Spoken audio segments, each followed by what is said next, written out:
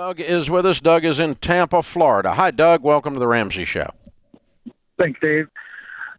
I was calling because a little background story. I used to be an addict in gambling, and I've gone ahead and been sober for 3 years now. Good for you. Well done. How'd you do that? Well, honestly, lost everything. Okay.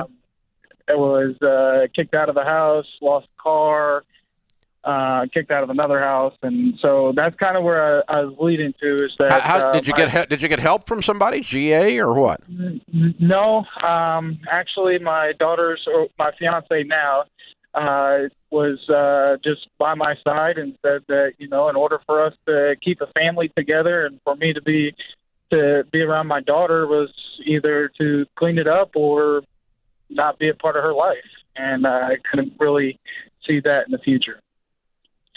So, wow, kind of a little ultimatum, and so sucked it up and went on with it. So you've been dry 3 years.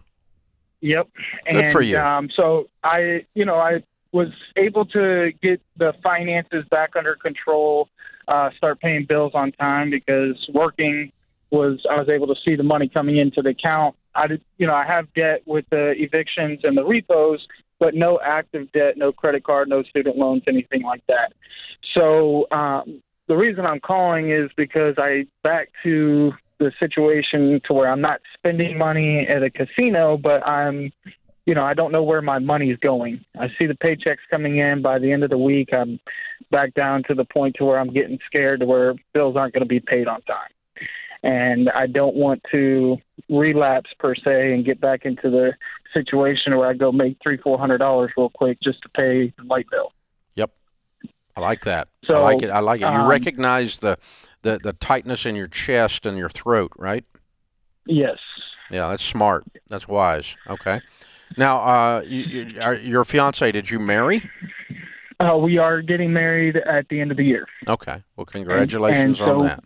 Okay, so here's the thing. I want you guys to, it sounds like you're married, or it sounds like you're living together with a baby, right? Yes. Okay. So, as soon as you're married, you need to be sure you're doing this, but between now and then you can practice working together on the budget. Okay. So here's the thing. The way you stop living hand to mouth is 3 things. Obviously, if we lower expenses, that helps. Obviously, if we increase our income, that helps. But the most important thing is to live on a plan.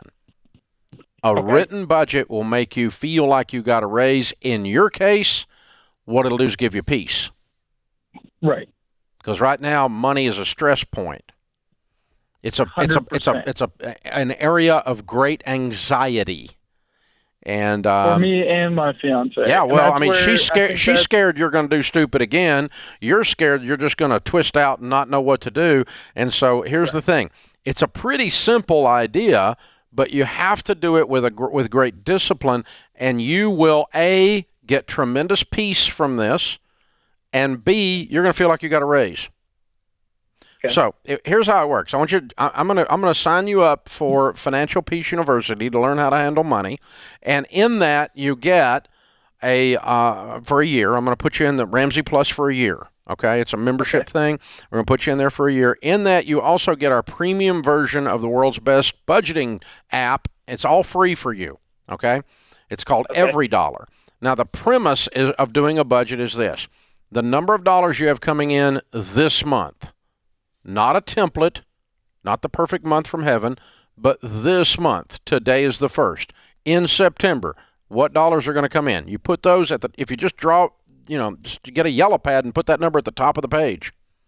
And then I want you to give and that's you and your fiance, I want you to give every one of those dollars, the two of you working together to do this, an assignment. The first assignment that comes out of that is food. The second one is lights and water. The third is you keep the transportation rolling. And the fourth is you pay the rent.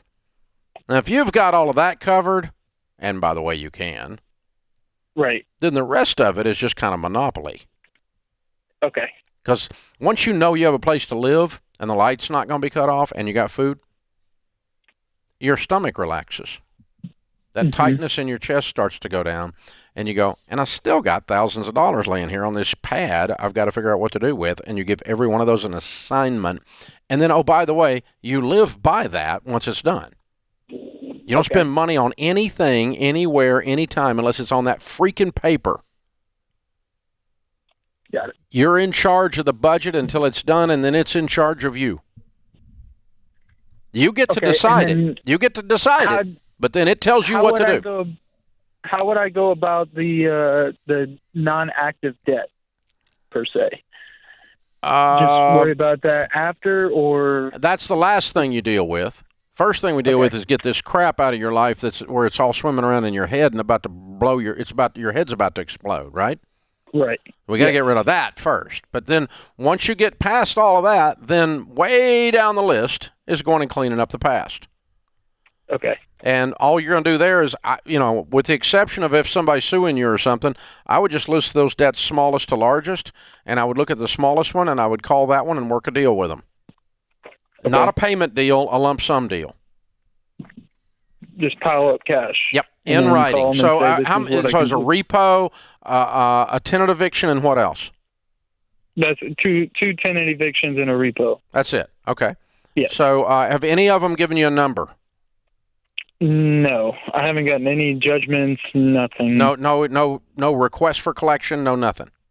No, I haven't, and it's honestly been 3 years. I mean, so I haven't. I mean, I haven't. So here's what's going to happen. Let's say you call up landlord number one, and it was an apartment complex, corporate operation, and they say we added it all up, and it's $6,000. You say I can't do that, but I do have $2,000. Okay. They'll take it. Okay. You may have to argue with them a little bit, but they'll take it. You get that in writing. In writing. Do not do it unless it's in writing. And do not allow anyone to have electronic access to your checking account. You give them a money order, a prepaid debit card, or you give them cash and get a receipt. Okay. Perfect. I don't care what it is, a certified check, whatever, but don't let them get in your checking account because they'll clean you out. So each one of them are going to name a number that's going to go, like the repo, you can sell that repo for about 12 cents on the dollar. Okay. And it's just for the deficit. It's what they sold the car for, subtracted from the balance, plus they've added all kinds of repo fees and legal fees to it, and you just got to cut that back down. And, hey, man, you're going to turn this around. I can tell. You're a guy you've changed your life. And now I get to be a tiny bit of the backside of the story.